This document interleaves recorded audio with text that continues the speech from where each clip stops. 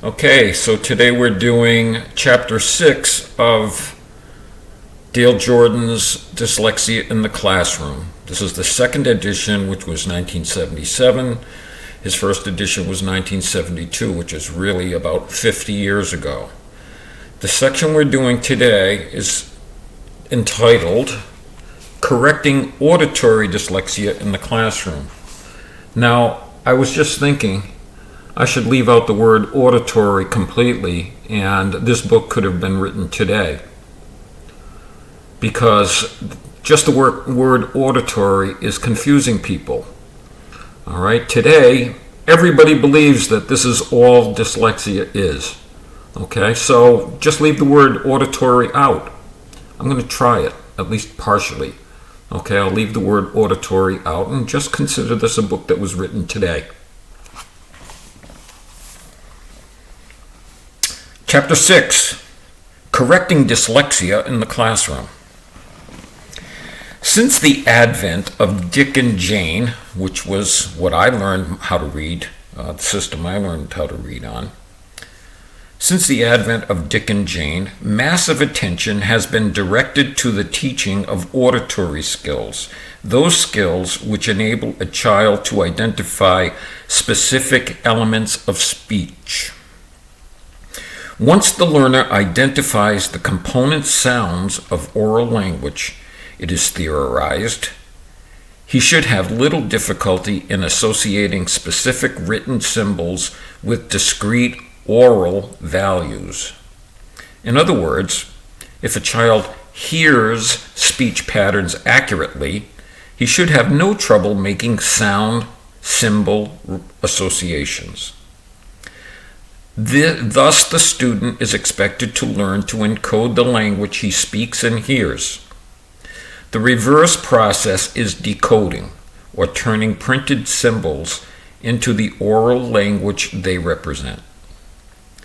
On the surface, this process of matching oral and written codes seems simple enough. After all, if the child will only listen or attend, he can grasp the encoding and decoding processes through programmed routines which usually lead him into higher level reading behaviors. Armed with this assumption, and we all know what that word means, authors, publishers, and classroom teachers have created mountains of materials and techniques for teaching auditory acuity, auditory discrimination, phonetic analysis, or just plain phonics. To the frustration of the profession, however, a sizable minority of students do not master these skills, regardless of the hours spent on phonics drill. Most children who do not develop auditory discrimination are dyslexics. Auditory dyslexia has been compared in Chapter 1 to tone deafness, meaning that the child does not notice differences between similar sounds in speech. This condition ranges from the inability to distinguish only 2 or 3 basic sounds to the inability to distinguish whole word units. Some children confuse only a few short vowel sounds. Others recognize no vowel distinctions at all. The problem is not difficulty with hearing as such. Instead, there is an inability to interpret correctly what is heard. Although traditional phonics instruction teaches most children to decode efficiently, phonics drill, as it is usually presented in the elementary grades, is largely wasted on dyslexics. I left the auditory word out. If the tone-deaf dyslexic is to become a proficient reader and speller, different techniques must be used. Simply giving him a stringent diet of phonics usually does not solve the problem. A major factor in A major factor in auditory confusion is the way phonics is presented in most elementary reading circles. Only a few commercial reading programs begin reading instruction with carefully sequenced spelling patterns that follow the rules until the child is confident enough to handle variations from the rules. Beginner pupils are usually faced with a conglomeration of whole word units in which the sound-symbol relationships are variable and inconsistent. It is not uncommon for a primer story to contain several spellings of certain vowel or consonant sounds. For example, an auditory dyslexic, For example, a dyslexic would be frustrated by the following reading experience. "Run, Sue," called Mother. "Here are 4 cookies for you." "Goodbye, Bootsy," Sue said to her doll. "I will eat a cookie for you." In spite of weeks of drill on individual phonemes, individual sound units, the dyslexic pupil is unable to cope with variant spellings of the same sound elements. The U sound in run versus the U sound in mother. Run, mother. Sue to you, Bootsy. Those are all, this is very hard to get across. Okay, I'll try this again. The sounds in run and mother. Sue, to, you, Bootsy. For, F-O-R, and for, F-O-U-R. I, goodbye. B-Y-E versus I. He is usually confused by different sounds for the same letter group. Run, the U sound in run, and the U sound in Sue. The E sound in here, and the E sound in her. The U sound in cookies, and the U sound in Bootsy, double O. And the U sound in you versus the O sound in for, F-O-U-R.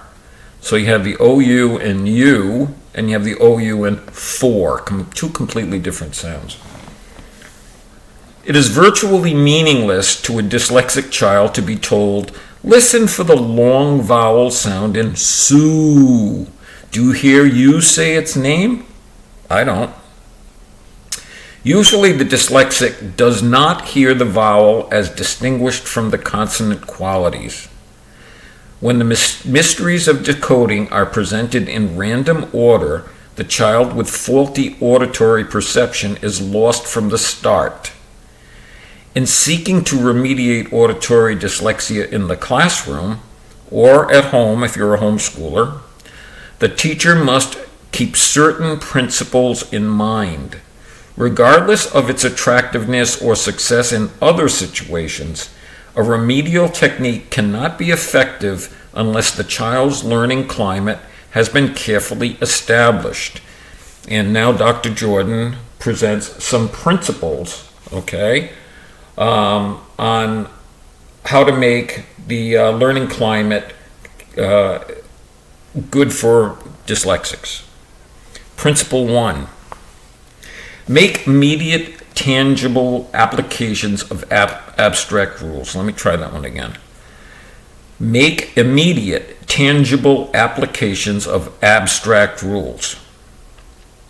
Generalizations about phonics are almost always taught in the abstract, even when the teacher thinks she is providing simple, concrete illustrations for her pupils. The teacher is dealing in abstractions when she shows the word road, R-O-A-D, while emphasizing the long sound of O. When shown the word configuration, R-O-A-D, and told, listen to the O say its name, the child is confronted by 3 abstractions simultaneously. Number one, the intellective act of attending to what the teacher says, which means he has to tune out extraneous peripheral stimuli. Number two, the word form which represents the concept. And number three, the sound of O saying its name. Because he is unable to isolate a specific stimulus from all the stimuli bombarding him, the dyslexic child cannot cope with even this simple cluster of oral, O-R-A-L, oral, A-U-R-A-L, meaning hearing, and visual relationships. The result is a lack of comprehension of what the teacher means.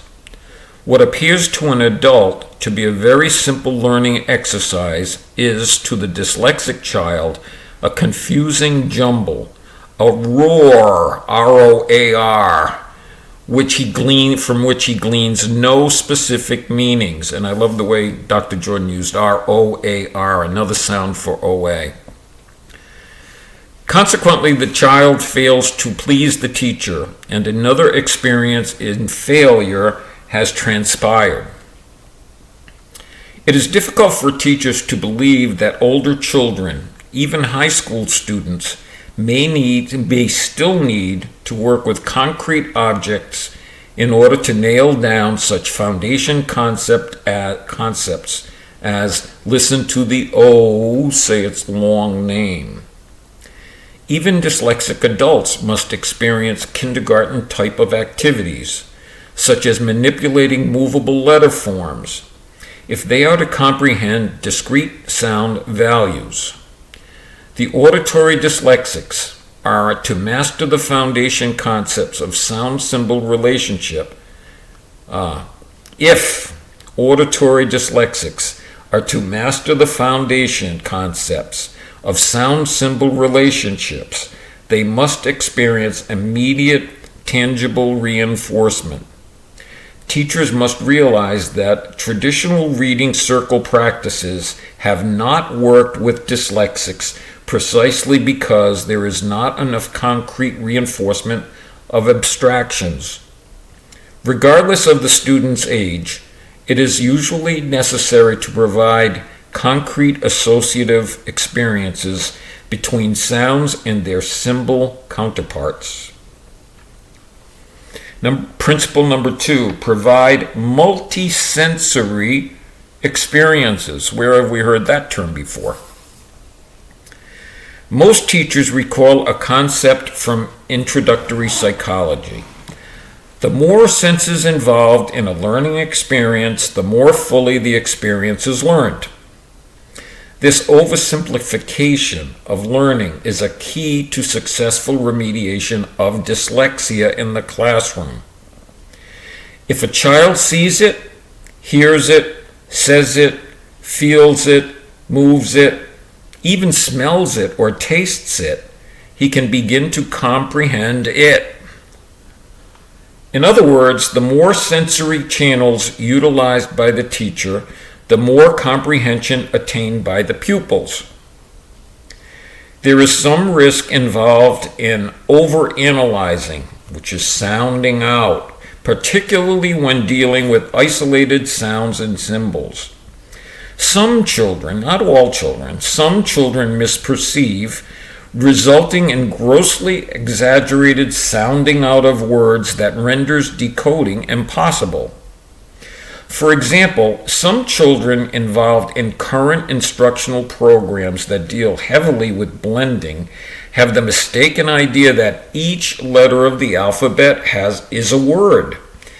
A is actually A-Y-E, or A-A-A-A-A for ah. B, the letter B, is actually a word B-E-E, or, for the short sound, B-U-H, ba. C is S-E-E, or could be K-U-H for ka, and so forth. It is perfectly natural, therefore, for such a child to perceive the word cat as 3 separate words, not 3 letters. Thus, he would articulate ka, a, ta, capta. Because this is nothing like what he hears in daily language usage, he completely misses the concept for which CAT stands. The risks involved in overanalyzing should not cause teachers to back away from multisensory teaching techniques. As a rule, the relatively few children who develop such grossly distorted concepts of sounding out words do not respond well to reading instruction, regardless of how it is presented. Dyslexics usually must begin with concrete letter forms, matching them, arranging them in prescribed sequences, and spelling out simple words the teacher provides as models. Gradually, by using tangible forms as the tactile base, pupils begin to associate specific concepts with the symbols they can touch, feel, and manipulate. Many teachers have clinched such learning by adding taste and smell with cookies, shaped like alphabet letters. The point is that whatever sensory stimuli are necessary to imprint the concepts within the child's perception should be used. I don't think anybody today is going to disagree with that. Two effective decoding systems have recently been available to classroom teachers. Now, this is 1977. Okay, so one of these, actually, the glass analysis that he talks about next, is still available. Distar, D-I-S-T-A-R, is very interesting to read about. Okay, it's a complete system, but it's a little out of use now. All right, but anyway, I'll read it. Two effective decoding systems have recently become available to classroom teachers, and each system is highly successful in unlocking phonetic analysis, auditory memory, for dyslexics. Maybe we should relook at these. I don't know, it's just a thought. Distar, capital D, capital I, capital S, capital T, capital A, capital R, Distar. Published by Science Research Associates, SRA, combines several sensory input channels at once to give the student a multisensory foundation for identifying, then applying speech sounds to reading. Occasionally, we see a dyslexic child who is confused by the Distar method, but this is usually due to inexperienced teaching rather than to the program itself. Distar has made reading a reality for thousands of disabled learners who had no hope of learning to read in traditional methods and materials.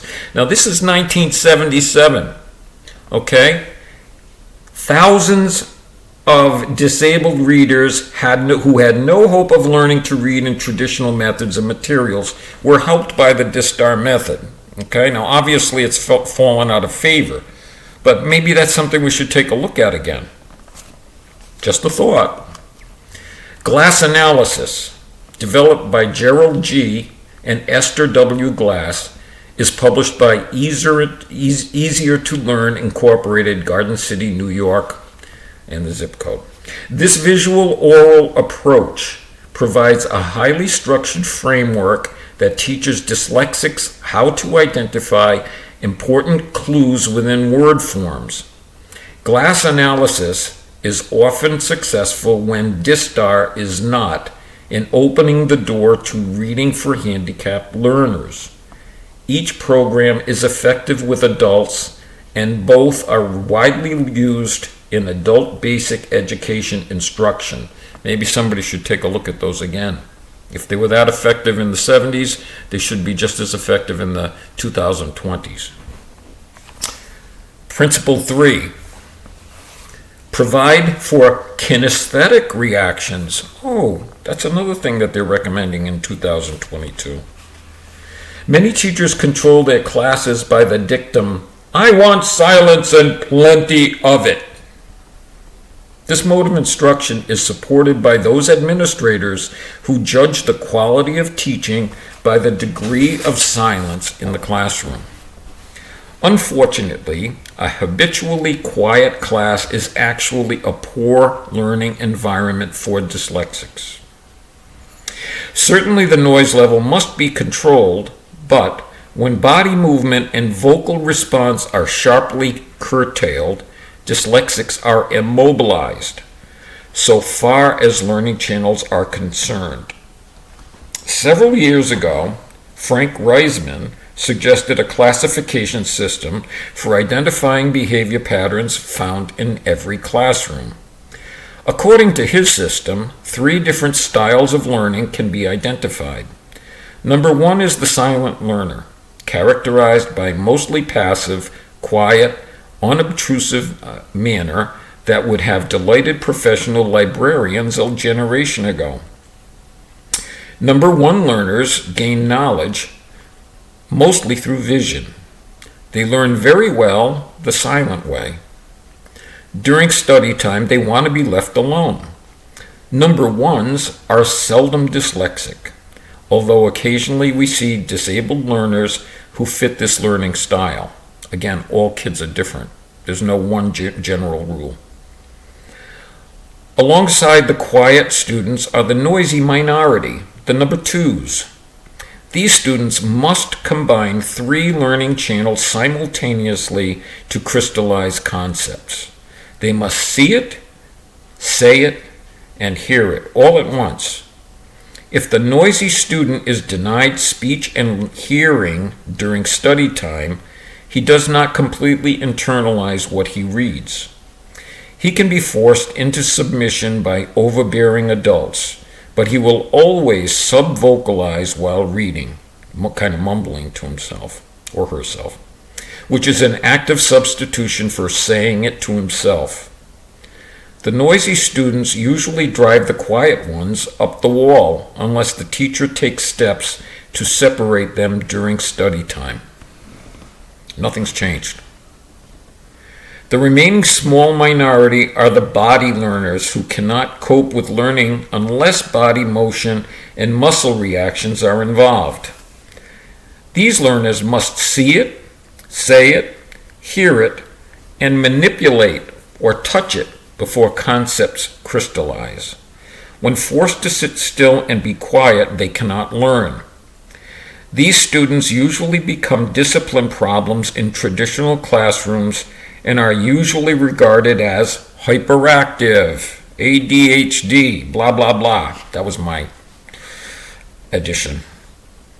Dyslexics are especially crippled when body movement is denied in learning situations. A remedial routine developed by Lydia A. Duggins is highly successful in awakening perceptual awareness of phonetic values in dyslexic children. The entire body is involved as the child bends, stoops, whirls, jumps, skips, or crawls, making his body act out the sound symbol relationships he does not perceive through passive hearing alone. Dr. Duggan's book, which was entitled Developing Children's Perceptual Skills in Reading, suggests a 5-step routine for teaching short vowel sounds. The child stands at his chair for short A. Ah. He crawls under his chair for short U. He stands on the chair for short O. He sits on the edge for short E. And he sits fully in the chair for short I. As many clinicians have discovered, this kind of kinesthetic involvement is somewhat noisy, but it works. When the child's body moves in response to abstractions, he begins to understand what the phonics teacher is talking about. If a dyslexic is forbidden to use his overall body as a learning channel, being forced to sit passively and think, he cannot interact with the teacher's instructions. Rather than being a hallmark of good teaching, quietness is synonymous with illiteracy in the case of most dyslexics. So if you have a quiet classroom, that 20% or 15 or 10 or whatever it is, they're left out. Although it sounds nice to have a quiet classroom, I can tell you. Principle 4, build a stock of mnemonic cues. That's an interesting word. M-N-E-M-O-N-I-C. Silent M. Mnemonic. Even when they master the fundamental sound symbol associations for decoding, dyslexics usually do not become fluent spellers. This is because of their inability to retain clear visual images of word configurations. Because he does not see word forms when working from memory alone, the dyslexic has no reliable memory cue system for accurate recall of word configurations. In other words, when there is no visual model for him to see, the dyslexic is helpless to reconstruct accurate word forms on paper. Adult dyslexics who have achieved academic success have done so by devising their own systems for recalling specific spelling patterns. Few dyslexics ever tell about their private devices for fear of being thought silly or different. It does sound strange to listen to a dyslexic subvocalize while working out a spelling pattern. Let's see. Mother is the, T-H-E, with M-O in front and R on the end. Warm is A-R-M, arm, with a W in front. There is here, H-E-R-E, with a T in front. Because he cannot conceptualize sound patterns in printed symbol form, the auditory dyslexic remembers bits and pieces of spelling patterns, tacking on letters or clusters of letters to flesh out the skeletal structures he does recall. When classroom teachers are aware of this perceptual peculiarity, they can help dyslexic children a great deal in the classroom.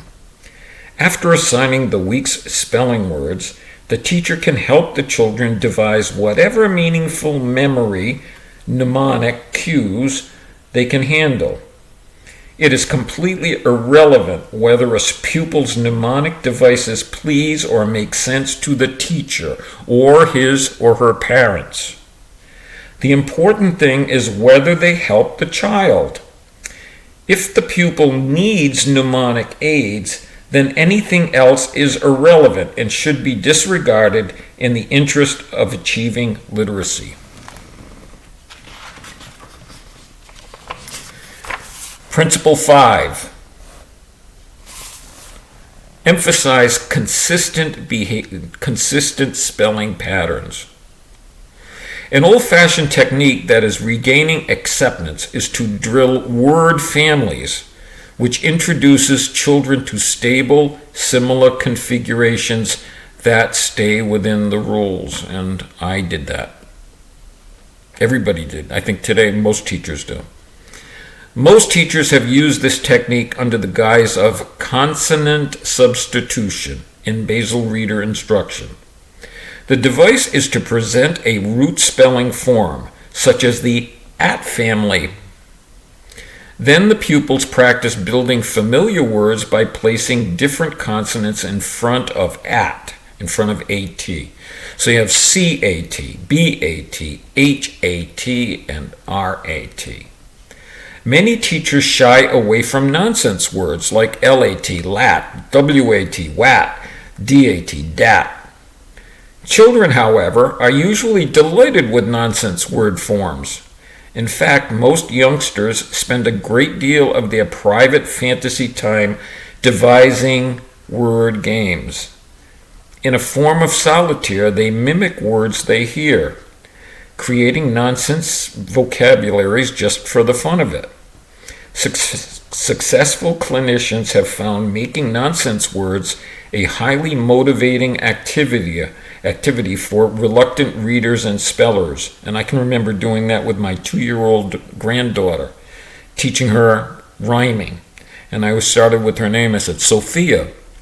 And then I said, Sophia, Bofia, Lofia, Mofia, Tofia. Okay? And just playing with initial sounds and using the rest of her name. And she thought that was so much fun. And teaching rhyming was easier that way. Even adolescents respond well to this activity, so long as the teacher turns a deaf ear to the double entendre items which inevitably occur. If things become too earthy with worldly wise adolescents, the teacher should effectively stop the double talk at once. So this is the famous UCK with rhyming letters. This is done by informing the culprits in a stern tone of voice. I know exactly what that means, and I don't want to hear it again. Before calling a student's bluff, however, the teacher must be sure the student is consciously trying to be cute. Some naive youngsters, as well as some naive teachers, have no inkling that their terms carry double meanings. Been there. The important point is not to confront the dyslexic child with variable word forms that violate the rule of generalization he is trying to comprehend. For example, if he is coming to grips with the fact that when O comes by itself inside of a short word, it has the sound of ah in hot, then he should not suddenly be exposed to the word cold. It is totally irrelevant at this point that O before LD has its long name. This kind of generalization has absolutely no meaning to most dyslexics. Their mastery of sound-symbol relationships is built upon visual cues, not upon abstractions. In fact, even intelligent adult dyslexics usually do not become conversant with phonic generalizations. Teachers of dyslexics must realize that these unique students seldom respond to abstractions. Instead, learning procedures must be structured around a system of mnemonic and visual cues. If the classroom can provide for this unorthodox learning style, much can be done to help dyslexics compensate for their perceptual deficiencies. Principle 6. Provide visual cues. A firmly entrenched attitude among teachers is that tests must be taken strictly from memory if we are to determine just what the student has learned, and learned is in quotation marks. Consequently, all visual cues to answers are removed, forcing students to retrieve information or synthesize responses from memory alone. This rather curious custom is unfortunately divisive, arbitrarily labeling talented test takers as good students and those who perform awkwardly on tests as poor students. Wonderful standardized tests of today. That's all it makes me think of. Those students who are gifted with quick, accurate memory are the star performers, regardless of whether they can make practical application of their knowledge. In fact, the term test-wise, and again that's in quotation marks, is often heard among educators, denoting the students who know how to pass tests even when they do not understand the content of the questions. That's why they do classes on how to take standardized tests. Figure out the answer even if you don't know the answer and make a good guess. Also in current use is the cynical student phrase multiple guess, referring to the so-called objective tests which force students to select one of several arbitrary choices. Forcing a dyslexic child to work from memory alone when his memory is erratic is certainly questionable educational practice. When such a pupil can function well in given visual models, when given visual models for points of reference, then it is imperative that teachers provide this kind of reinforcement. It is not really cheating on a spelling test, for example, when a dyslexic glances at the cursive writing chart to remind himself of how to make a certain letter form.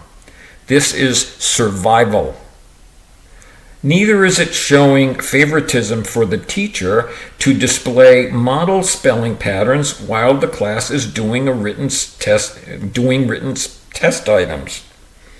If navigators must have trustworthy directional instruments to point the way to specific destinations, dyslexics must have visual cues. The purpose of education is to produce independently literate individuals who know how to read the signs and do what they say. Dyslexics are placed in hopeless situations when teachers hide all the visual indicators, forcing the students to work from memory alone. The same teachers would be horrified to see a track coach confiscate the crutches of a physically disabled child and then force him to hobble after his able-bodied peers just to test his track skills. Visual cues can be in the form of pictures, graphs, charts, colors, or textures, whatever is appropriate in the classroom situation. Regardless of the code, Regardless of the code, dyslexics prove remarkably knowledgeable when allowed to work within reference distance of consistent visual cue systems.